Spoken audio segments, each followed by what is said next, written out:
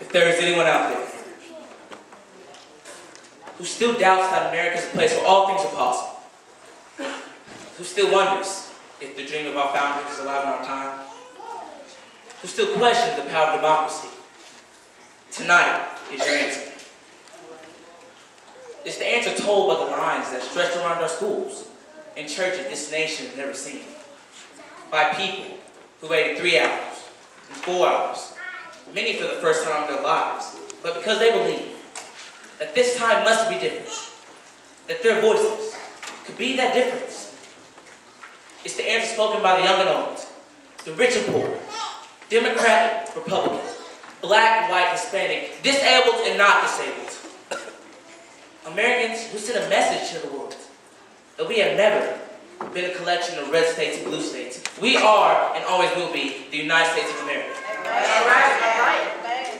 It's the answer.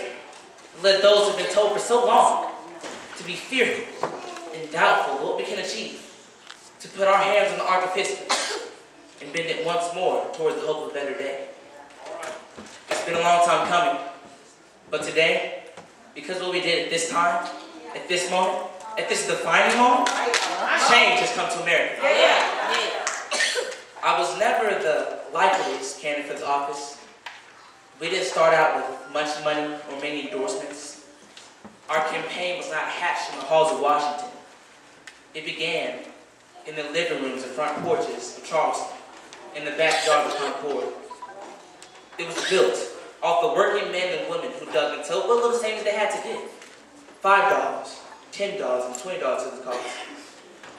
It drew strength from the young people who rejected the myth that their generation is pathing, who left their homes and families for jobs that offer little pay and less sleep.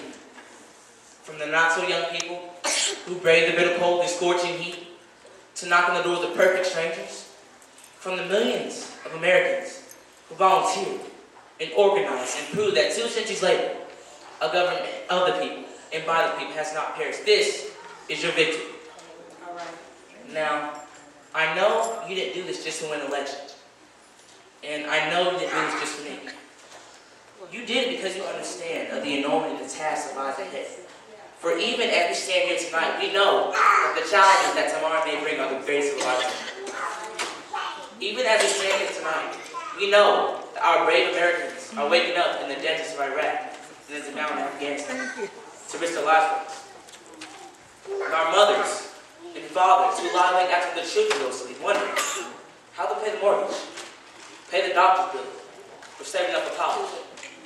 There is new energy in harness, new jobs to build and lines to repair. The road will be long. Our climb will be steep. We may not get there in 1 year or 1 term, but America, I've never been more hopeful than I am tonight that we as a people will get there. All right. There will be setbacks. There will be false starts. There are many who won't agree with every decision or policy I make as a president. And we know the government can't solve everything. But America, I'll be honest with you about the challenges that we face. I will listen to you, especially when we disagree. But above all, I will ask you to help me in remaking this nation, for as it has been done for the last 221 years, block by block, brick by brick, hand by hand. What began 21 months ago in the depth of winter cannot end today. The victory alone of the change we seek. It is only the chance for us to make that change. And we cannot do that if we go back to the way things were. We cannot do that without you. Without a new spirit of service, without a new spirit of sacrifice. So let us summon a spirit of responsibility, of patriotism. For each of us, resolved in, pitching in, working hard, not only looking after ourselves, but for each other as well. Let us remember that if this financial crisis has taught us anything, is that we cannot have a thriving Wall Street or Main Street suburbs. We rise and fall as one nation, as one people. All right? Let us resist the temptation to fall back on the same pettiness and immaturity that's poisoned our politics for so long. Let us remember there was a man from this state, a man who carried the Republican party to the White House, a party founded on the values of self-reliance, individuality, and national unity. Those are our values we all share. And while the Democratic Party has won a great victory tonight, we do so with measures of humility to heal the divides that hold up our progress. As Lincoln said to a nation far more divided than ours, we are not enemies, but friends. Though passion may have strained it cannot break our bonds of affection.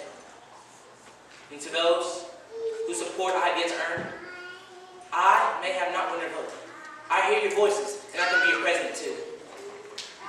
And to those who are watching from beyond our shores, from colonists to palaces, to those who are huddled around radios in the forgotten corners of our world, our stories are similar, our destiny is shared, and new dawn of American leadership is at hand.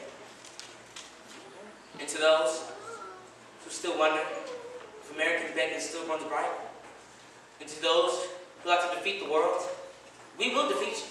Right. And to those who seek peace and security, we will support you. And to those, again, who still wonder if American beacon still runs bright,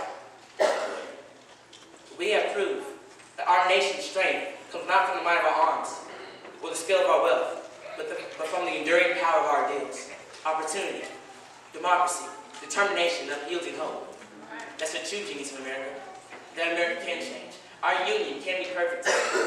What we already achieved gives us the opportunity and chance what we can and must achieve tomorrow.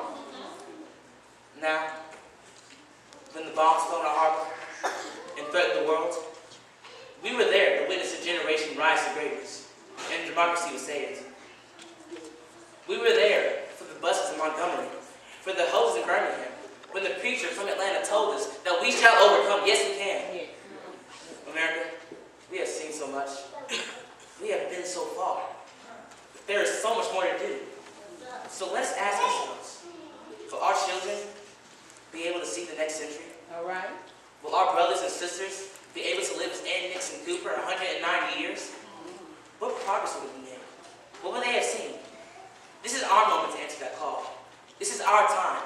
This is our time to put people back to their jobs, to open the door of opportunity for our kids, to restore prosperity and promote the cause of peace, to reclaim the American dream. And that out of many, we are one. And while we breathe, we hope. And where we are met with that timeless creed, and to those who tell us that we can't, and the doubts, we respond with that timeless creed that sums up the spirit of our people. All right. Yes, we can. Yeah. Thank you. All right. Thank God. All right.